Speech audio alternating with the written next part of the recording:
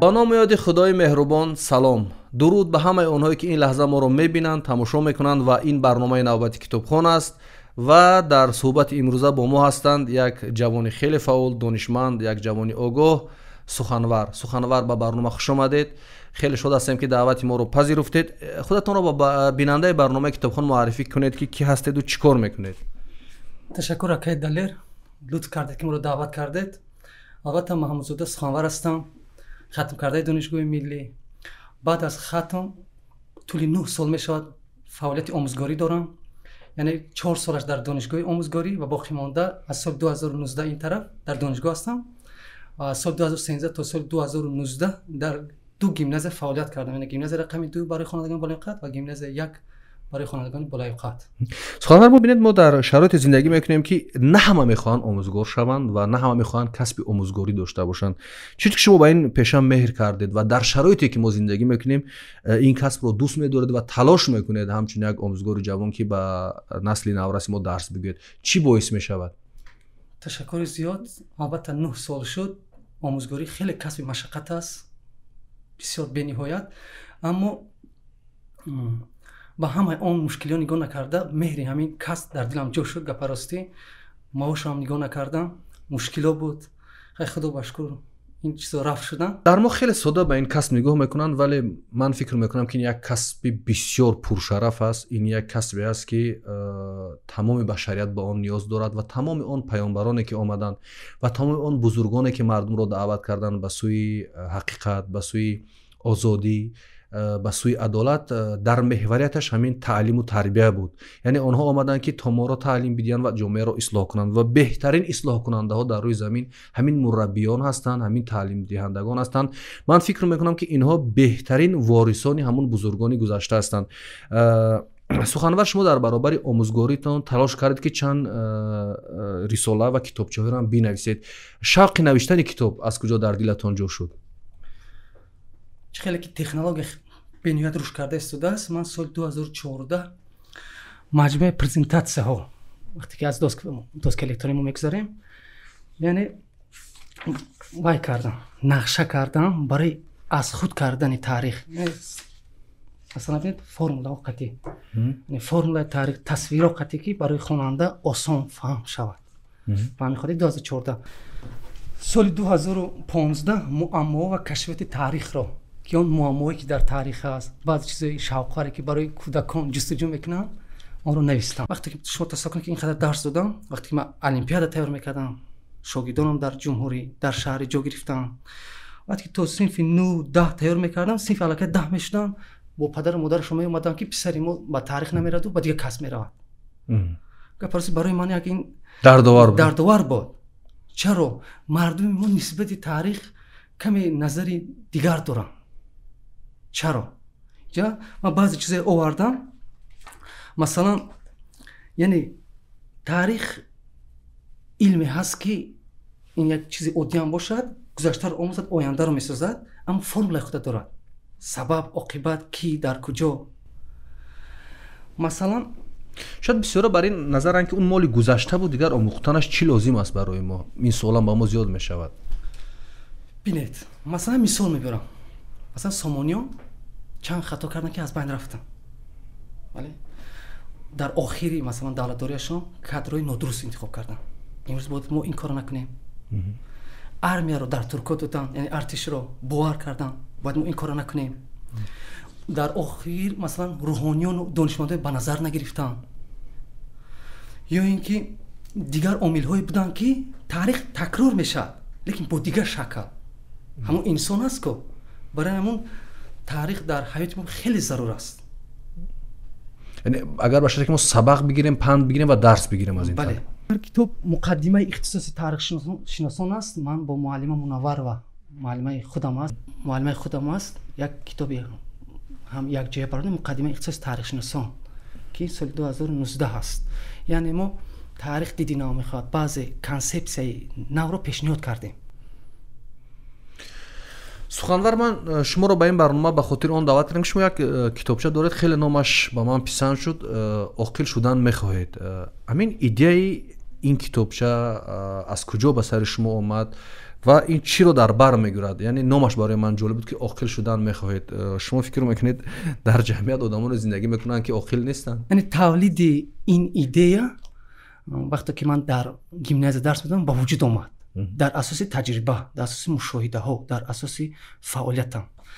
яъне албатта ман дар ин ҷо ба мавзӯъчаҳои хурд тақсим кардам, яъне ки ба 7 мавзӯъчаи хурд. Масалан, барои чӣ боақл будан лозим аст? Барои чӣ боақл будан лозим аст? бале, хонандаҳое ҳастанд ки ва дар қадимам буданд, ҳастанд ва хоҳад оянда мешаванд. ин будагӣ аст. Агар ҳама ба савод шавад, омӯзгор лозим нест. хеле гапам ҳаст. Ба ҳамин хотир масалан луқмаҳое ки аз тарафи хонандагон мешуданд, устод хондагиҳо чӣ шуданд ки мо шавем? пул бошад, кор ҳал мешавад. яъне ҳамун тафаккури баъзе наврасон хеле дар ҳолати хароб аст, хеле ҳолат паст аст ва ман водор шудам ки ҳаминро нависам дар асоси мушоҳидаҳо. барои чӣ боақл будан лозим аст? 3 нишонаи боақлӣ аст: фикри хуб, сухани хуб ва амали хуб. бояд мо кӯшиш кунем ки ҳар як оилаи тоҷик аввал фикр кардана, аввал дар оила, боғча, мактаб.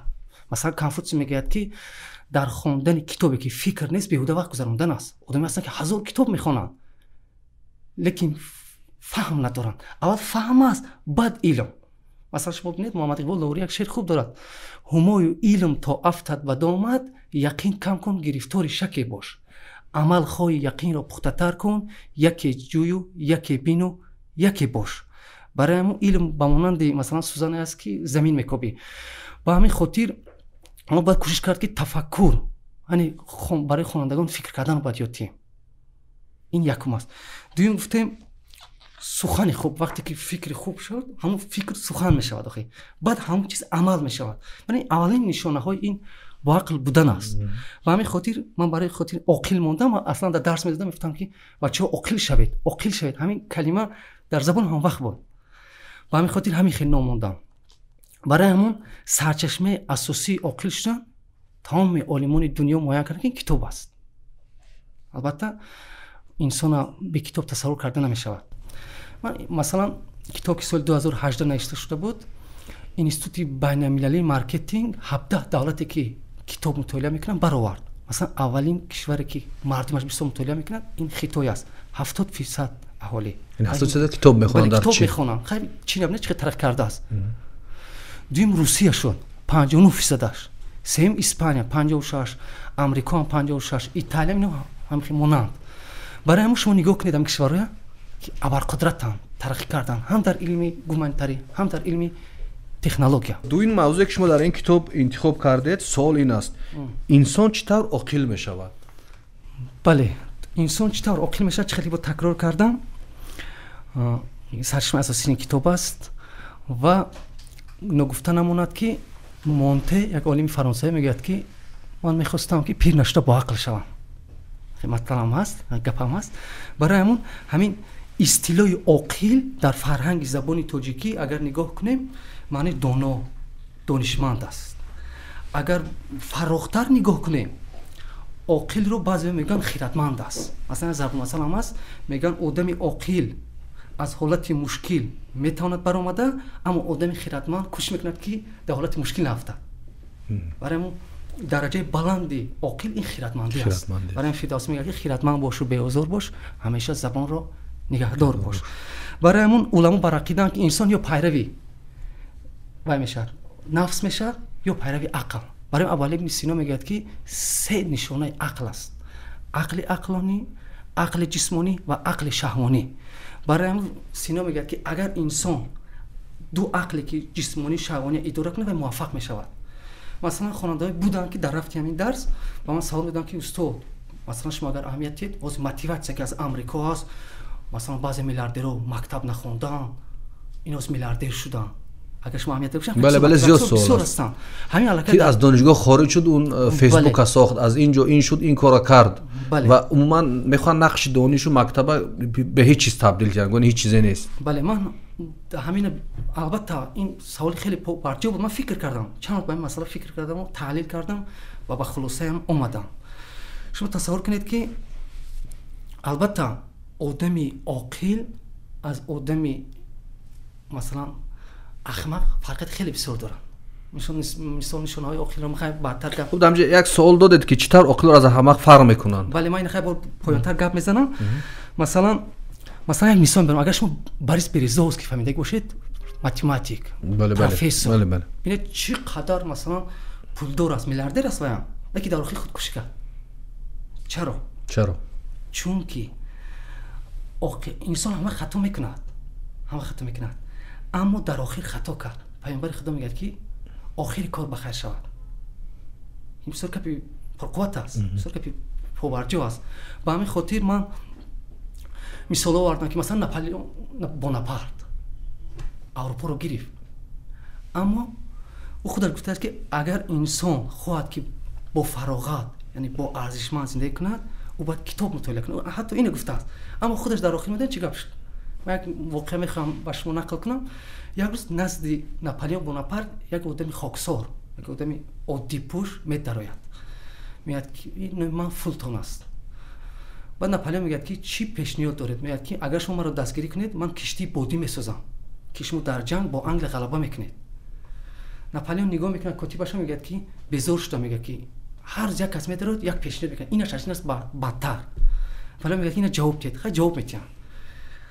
7 сол мегузарад, ҳамин Фултон ки худаш англичан буд, бо ватани худаш мерад, хоҳиш мекунад аз малика дастгириаш мекунад, киштии бодӣ месозад. киштии бодӣ месозад ки Наполеон ки дар ҷанги Бородино шикаст мехӯрад, мебиёд. вақте ки Наполеона мегиранд, асир мегиранд, дасташа мебанданд, дар киштӣ бор мекунанд. дар киштӣ бор мекунанду ҳамон котибашам, ҳамон баъзе генералое ки буданд ба ҷазираи Елени муқаддас баранд, баъд ҳамон котиб мегӯяд ки мегӯяд Наполеон, мегӯяд шоҳам, фаром даётон ҳаст ки 7 сол пеш шумо як механик Фултон омадаги буд. мегӯяд бале, ҳамон киштие ки мо қарор дорем ҳоз мо Елени муқаддас ҳамон киштие аст мегӯяд.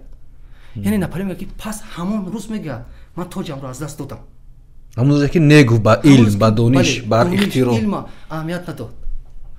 барои ҳамон ман чӣ гуфтани ҳастам? олимон муайян карданд ки одаме ки бисёр китоб мехонад ва одами камтар китоб мехонад ва кам стресс мешавад. ҳатто Луи, як олим аст, Дэвид Луи, олими аврупоӣ, мегӯяд ки одам агар ҳар 6 дақиқа китоб хонад, 6 дақиқа, ӯ стрессаш то 50% кам мешавад. ин аллакай олимон муайян кардан. чӣ тавр оқил аз аҳмақ фарқ мекунад? ки дар ҷамъияте ки мо шумо зиндагӣ мекунем хеле зиёд аст ва посухи ин суол чӣ аст? чӣ тавр оқил аз аҳмақ фарқ мекунад? бале, умуман ҳамин оқилон ва аҳмақон нишонаҳои муҳим вай доранд, бо худ хос доранд. масалан якум нишона, оқилон дарк мекунанд ки воқеаи муҳим дар вуҷуди худашон ба вуҷуд меоянд. оқилон дарк мекунанд ки нишонаҳои муҳим, ихтироъ, эҷод.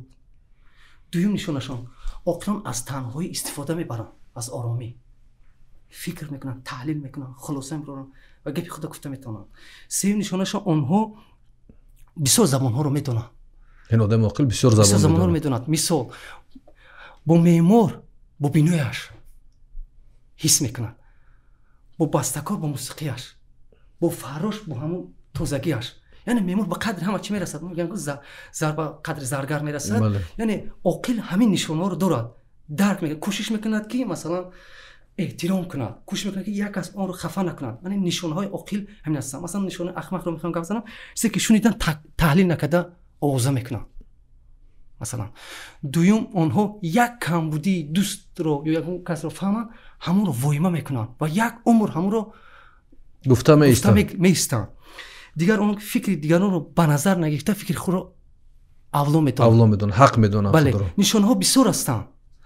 аз ҳама проблемаи ки дар дунё имрӯз дар кишвари мо ҳаст, кӯшиш карданд ки ҳамин ахмақон ба вазифаҳо набиёянд. ин бисёр хатар аст. ин ҳатто равоншиносони Амрико, масалан Дел Карнеги ҳам дар китобаш гуфтааст ки ин бисёр хатари калон аст. вақте аҳмақҳо ба қудрат мебиёянд ё мансабҳоро мегиранд, барои ки онҳо одами донишмандро дидан намехоҳанд. ин проблемаи ҷомеа ториктару ва ҷоҳилтар мешавад. чанд далелҳои аҷиб оид ба ақл.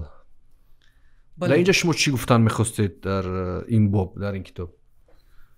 Людмила Соколова, профессори донишгоҳи техникии Архангелс, که در نتیجه بیولوژی تحلیل ها میکند و معین میکند که همین شما بدونید که تکنولوژی چقدر ترقی کرده است و کتاب های الکترونی است و کتاب های چاپی. برای همون وقتی که ما کتابی و چاپی رو میخونیم 37% فرابخشی بوده است، فرابخش میشیم. وقتی ما کتابی مثلا الکترونی رو میخونیم 2 برابر کمتر. در برزیلیا سال 2010-2012 جنایتکاری خیلی اوج گرفت. در پارلمان دپوتات‌ها فکر کردن، تحلیل کردن و به خلاصه اومدن. خلاصه چنین بود چی باید کرد که جنایتکاری کم شود و یگانه راهی رو دریافت نمودن و پیشنهاد کردن که باید در زندان ها کتابخانه رو جاری کنیم و که 1 سال 12 ماه رو تشکیل میکند.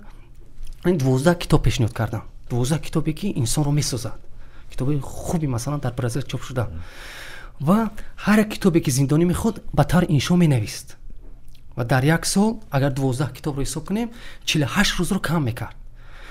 پس بعد همین تحلیل ها که چند سال تحلیل کردن 30% جنایتکاری کم شد. یعنی ببینید کتاب چقدر بزرگ، چقدر قدرت دارد. بله. برام دلیل ها بسیار هستند.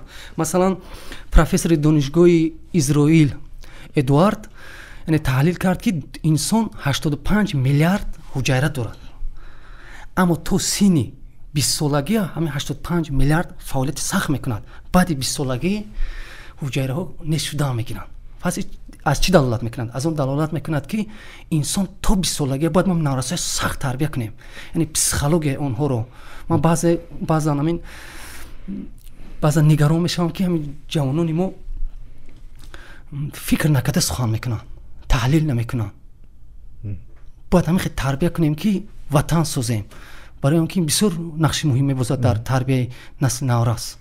یک بار دیگه گفتید که عقل این مهمترین شرط خوشبختی است. آدمانی که به عقل هم فکر میکنند خوشبخت نیستند یا که عقل ندارند؟ بله این مسئله کم عقل ترند. البته این مسئله خیلی بحث انگیز است. ما اویدی مثلا با چند نفرام بحثم شدیم، میگه که خوشبختی که بدون عقل است پس اون بدبختی است. من برای چی این نوشتم؟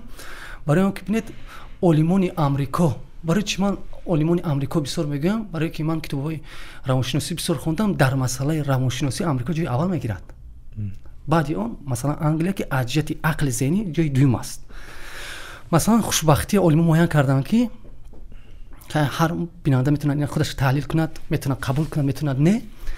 مثلا شما تصور کنید که همین خوشبختی 40% عامل بیولوژی داشته است. 40%، 20% از کتاب میتونه تو خوشبخت شود، بعض ایده ها. 20% دیگر کار و فعالیت و 20% دیگر محیط. شما کار فعالیت در نظر دارید کجای کار میکنید، یعنی در مجموع 100% میشود. علم معین کردن یعنی خوشبختی. مثلا خواننده من سوال دادن، هست آدمی که مثلا پول دارد، دانش نداره و خوشبخت است. لیکن تحلیل ها نشان دادن، واقع تاریخی نشان دادن که نه، دانش است از همه چیز خوشبختی. خوشبختی این در آسمان آویزون نیست که اون رو به دست بیاری. خوشبختی چیز نیست. برای همین خوشبختی رو خودت میسازی. شما درست گفتید انسان نه و خوشبخت بودن میتوند، زندگی پس بلندی دارد. برای همون جوان ببینید، همون جوانی که بها داد، یعنی هر کس مثلا سینا خوشبختی هم گفتم که هست، مثلا بعضی خوشبختی در لذت شهوانی میبینند، بعضی مثلا در عقلانی، بعضی در جسمانی. هر کس هر خیلی بها میتید. مثلا در آمریکا پرسنامه شد خوشبختی رو شما چه بها میتید؟ مثلا خوشبختی جای 4-5 گرفت، پول جای 17. اكو نظری و یا دیگر است، نظری ما دیگر رو، لیکن هر کس هر خیلی میگه. مثلا کسی میخواد که من میخوام تجارتمند شم، بعضی میخواد که من عالم شم. یعنی خوشبختی رو در همون میبینن. من گفتم که خوشبختی رو در کتابم سرچشمه اساسی خوشبختی از کتاب تولید می‌یابد. همین قضیه با کتاب اونس میگیرد، با کتاب، با علم، با دانش و آگاهی نه وقت در ذهنش جمع میشد کش میکند. یعنی از همون فکرش، از همون اندیشش، از همون چیزی که نو میخورد، نو میبیند و تصور کنید شما از صبح از خواب میخیزید یه چیز نو از این دنیا درک میکنید. در برابر که پول دارید، مال دارید، زندگی خوب دارید و یک چیزی نو در دانشتون جمع میشود، یعنی اضافه میشود، همراه میشود واقعا آدم کیف میکند از این دانشش و خوشبخت میشد. من فکر میکنم لذتی که ما از کتاب، از علم، از دانش میگیریم همیشگی است، یعنی خوشبختیش دوامدار است. کسب را درست انتخاب کردن کار عاقلانه است. یعنی که آدمانی که به اندیشه شما از روی مجبوریت کسب انتخاب کردن یا رفت که خوب نشد وضعیت کسب انتخاب کردن و مجبورن در اون کسب کار کنند، فکر میکنند عاقل نبودن برای انتخاب اون کسبشون. مثلا من میخواستم دکتر شم ولی شدم روزنامه‌نگار. حالا من عاقل نبودم برای کسب انتخاب کردن. ولی درست شرایط فرق میکنه. شما اینجا نوشتید که کسب رو درست انتخاب کردن کاری عاقل است. این نوشته شده در کتاب شما عاقل شدن میخواهید. این چی است؟ چارلز داروین. چارلز یکی عالمان بزرگی ساحه بیولوژی. وقتی پدرش او مجبور میکند که دکتر شو، او از دکتری دست میکشد، نمیخواند. بعدا میره دینشناس میشد. او هم میپرتاد و با یک پروفسور شناس میشود و 5 سال در سیاحت میگردن و یکی از عالمان بزرگی ساحه بیولوژی میشد. مثلا بیل گیتس که پدرانش نسل به نسل حقوق شناس بودن، پدرش مجبور میکند که پسرم باید تو حقوق شناس شوی، یعنی نسل ما رو دوام دهی.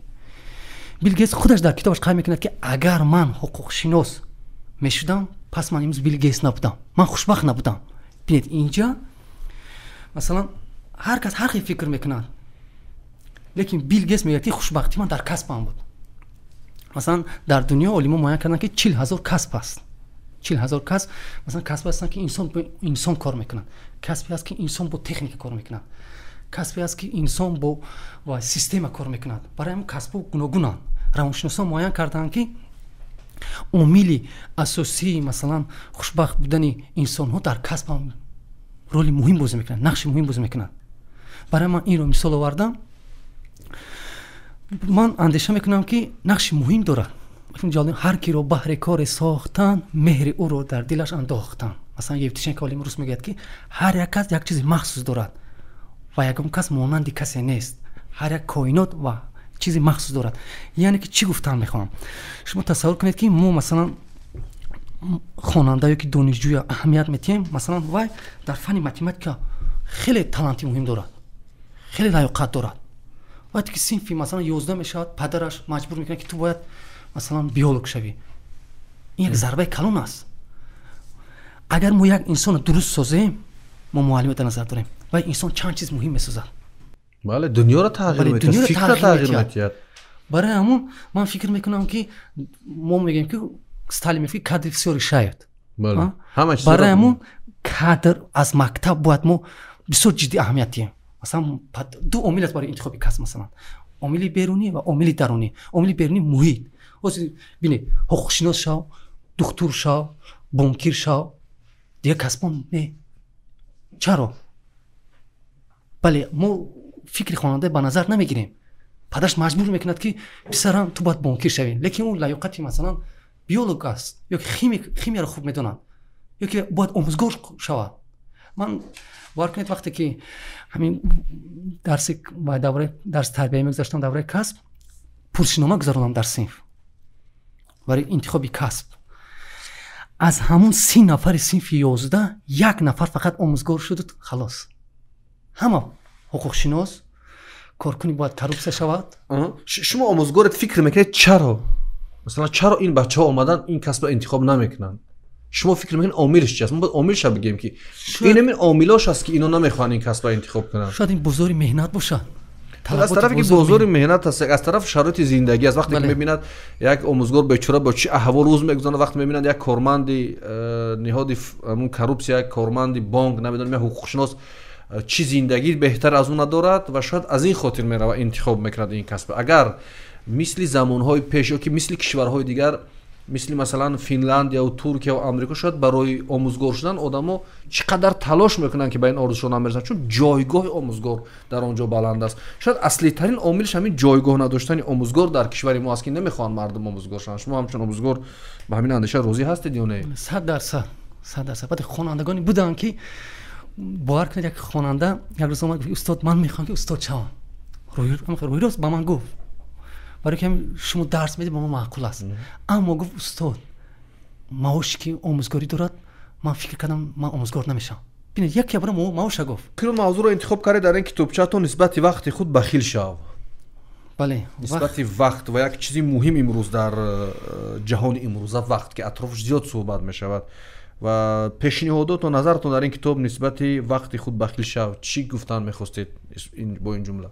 бале вақт барои инсон чизи муҳим аст. шумо тасаввур кунед ки худованд дар қуръони бузург дам ба дам вақт қасам мехӯрад. қасам бо вақт ки инсон дар зиён аст қасам мехӯрад. яъне вақт масалан ибни фахриддин розӣ мегӯяд ки ман одамое дидам ки нисбати вақти худ ҳарис буданд, чӣ хеле ки имрӯз одамон нисбати моли худ ҳарис ҳастанд.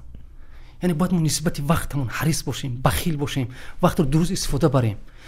тамоми муваффақиятҳое ки масалан олимон, миллиардерҳо гӯем, сиёсатмадорон муваффақ шуданд, яъне формулаи асосишон ҳамин дуруст истифода будани вақт аст. барои ҳамон масалан муҳаммад иқбол лоҳорӣ вақто ки ба аврупо сафар мекунад, мебинад аврупо чӣ қадар тараққӣ мекунад ва ба хулоса меояд ки яке аз сабаби рушд кардани аврупо дуруст истифода бурдани вақт аст мегӯяд.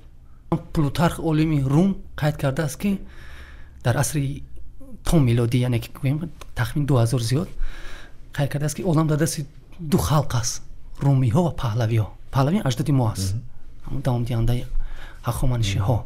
шумо тасаввур кунед ки империя ки дунёро 500 сол идора кард, онҳо киё буданд? пас онҳо оқил буданд.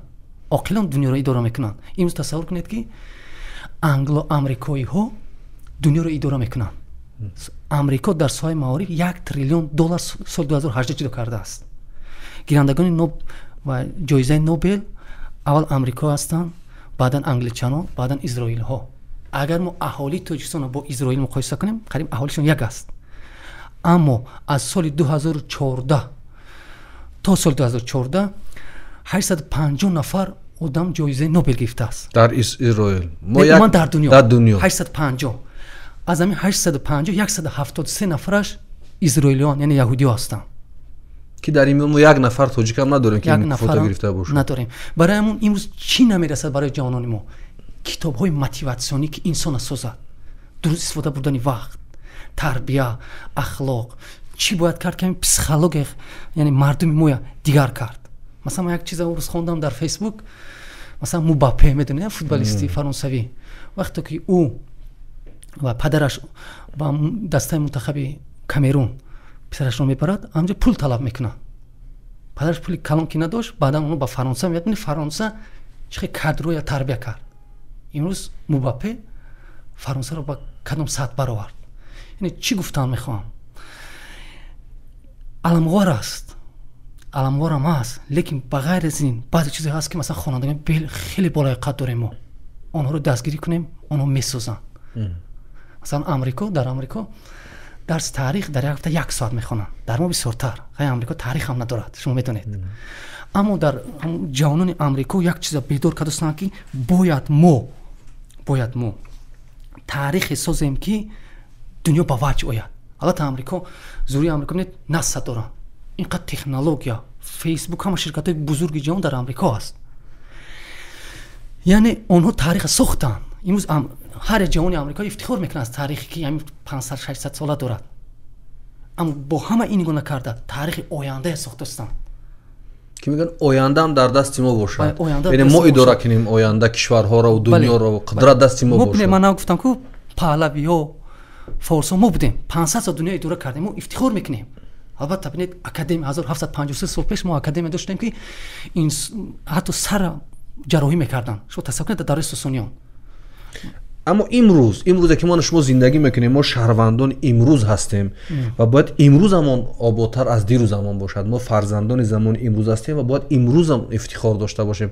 хуб ба гузашта як ифтихор мекунем ки гузашт рафт, вале имрӯз чӣ мешавад ки фарда аз мо ифтихор накунанд? биган мо як насли беҳуда будем, як насли нодаркор будем, як насле будем ки натонистем ҷомеаамона бисозем, кишвармона ба ҳадди зарурӣ бисозем ва як одамони дурустҳисобӣ бошем дар рӯи замин. имрӯз чӣ бояд кунем?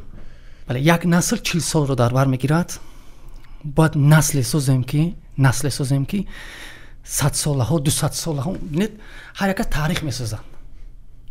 барои ҳамон насла хуб тарбия кардан дар кор.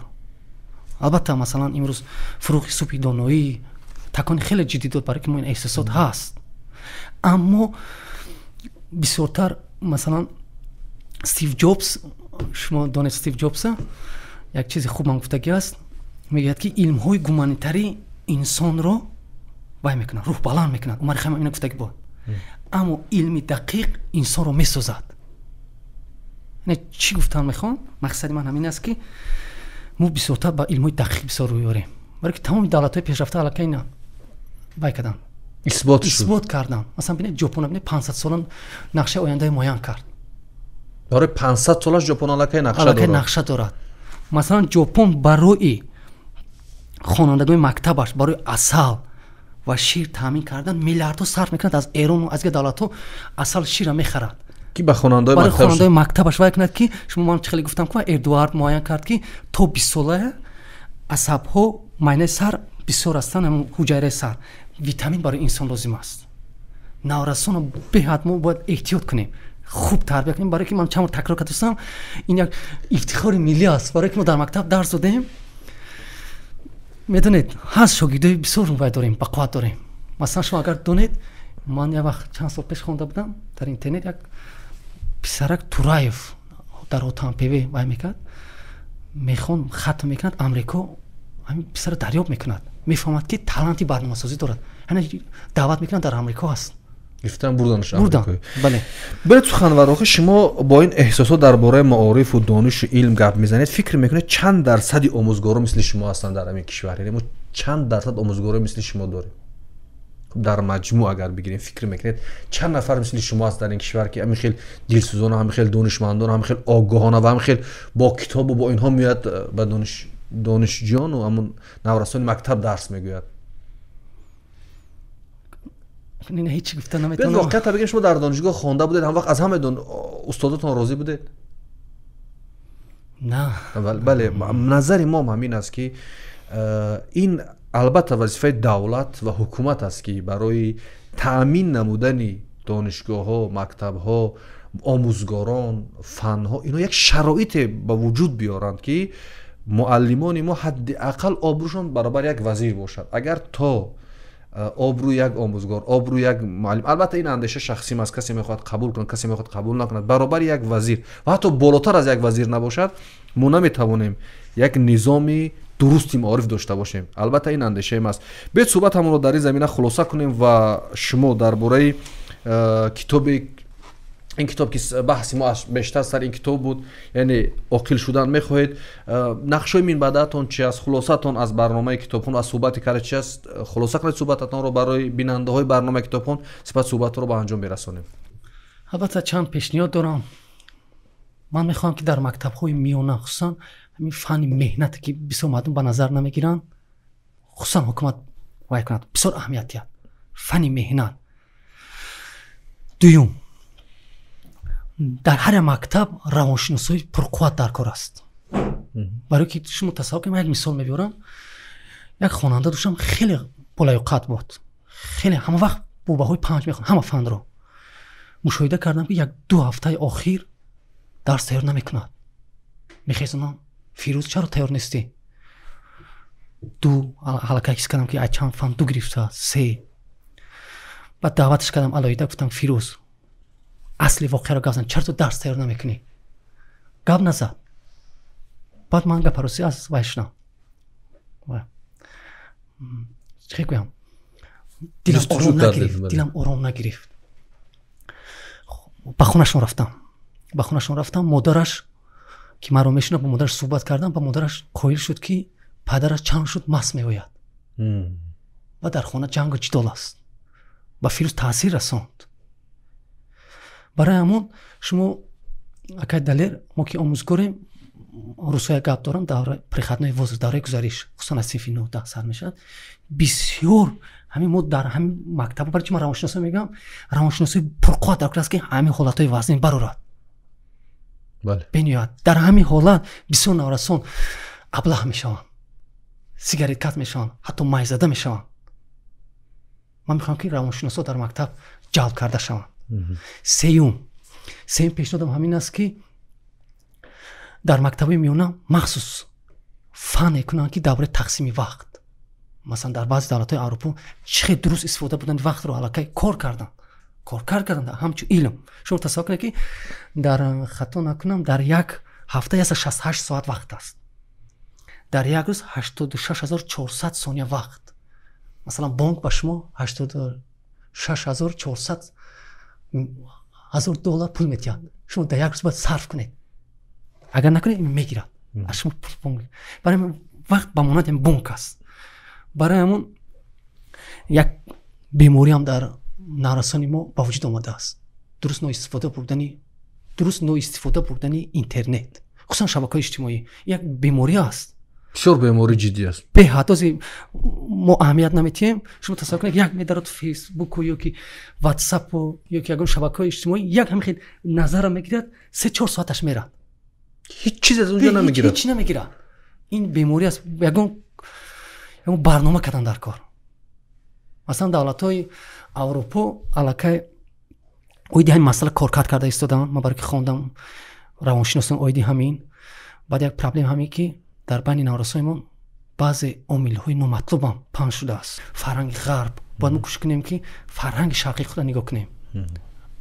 ахлоқ аз ҳама якум муҳим аст. якум ахлоқ аст, баъд илм. экош 10% омӯзгорони кишвар мисли шумо мешуданд, мисли шумо ғамхор мешуданд, мисли шумо донишҳои хуб медоштанд ва шавқу рағбаташон ба дарсу омӯзиш зиёд мешуд ва он тавре ки аз шабакаҳои иҷтимоӣ ёдовар шудед. бубинед ҳамеша мо дар ин барнома таъкид кардем ки дониш қудрат аст ва бубинед ҳамин шабакаи ҷаҳонии фейсбук, шабакаи иҷтимоии фейсбук имрӯз дар бозори иқтисодӣ $500 миллиард нарх дорад ки болотар аз ҳар гуна ширкатҳои нефтию намедонам сохтмонию доруворӣ дигар ки унҷо ҳазор нафар бо кори ҷисмонӣ машғул мешаванд, вале як кори зеҳнӣ як нафар бо гурӯҳаш бубинед ки имрӯз $500 миллиард баҳогузорӣ карда мешавад. ман мехоҳам он ҷавоне ки аз ин шабака истифода мекунанд, он устодону бузургоне ки аз ин шабака истифода мекунанд, ҳамеша ин суоло ба худаш бидиҳад ки чаро мо наметавонем ҳамчи чизе сохта, чаро ҳатто мо дуруст аз ин чиз истифода бурда наметавонем. Кош рӯзе фаро берасад ки мо ва ҷавонони мо ба дарки ин чизо берасем. дар охири барнома мехостам ду китоб ба бинандаи барномаи Китобхон тавсия диҳам. «Чорный лебед», «Қӯи сиёҳ». ин китоб бо забони русӣ дар ҳама фурӯшгоҳҳои китоби Тоҷикистон мавҷуд аст. бисёр китоби ҷолиб аст. аллакай 5 миллион нусха аз ин китоб дар дунё ба фурӯш рафтааст ва хуб мешуд ки тамоми мактабҳои мо, донишгоҳҳои мо ва низоми маорифи мо ин китобро меомӯхтанд, чун ин китоб бисёр як китоби ҷолиб аст дар бораи илм, дониш, анамун мотиватсия мегем, таҳрик додани инсонҳо. ва боз китоби дуюме ки ман мехоҳам аз ин барномаи Китобхон ба бинандаи барномаи Китобхон тавсиям, Ҷо Диспензе, яке аз амун равоншиносон гуфтед, яке аз равоншиносони бисёр бонуфуз аст дар ҷаҳон ва ин китобаш зершур, сила подсознания дар фурӯшгоҳҳои китоби Тоҷикистон мавҷуд аст ва китобҳои зиёд дорад. бисёр хоҳиш мекунем ки онҳое ки ба китоб ба хондани китоб шавқ доранд, китоби Ҷо Диспензе яъне сила подсознание зершурро бихонанд ки инам барои сохтани худатон, сохтани шахсиятатон бисёр кӯмак мекунад. ва дар суҳбат бо мо буданд Маҳмудзода суханвар. як суҳбат доштем оиди китобчае ки онҳо 2 соли пеш нашр карданд ва теъдодаш кам будааст, тамом шудааст ва Маҳмудзода мо умед дорем ки шумо дар оянда ин китобро ҳам нашр мекунед ва дастраси бинандаҳои барномаи Китобхон ва дӯстдорони китоб мегардонед. агар варианти электронияш, яъне нусхаи электронияш омода шуд, мо ҳатман онро ба шумо бинандаи барнома мерасонем. ин барномаи Китобхон буд. то барномаҳои оянда дар ҳифзу паноҳи Худо бошед. Худо ёру ёваратон.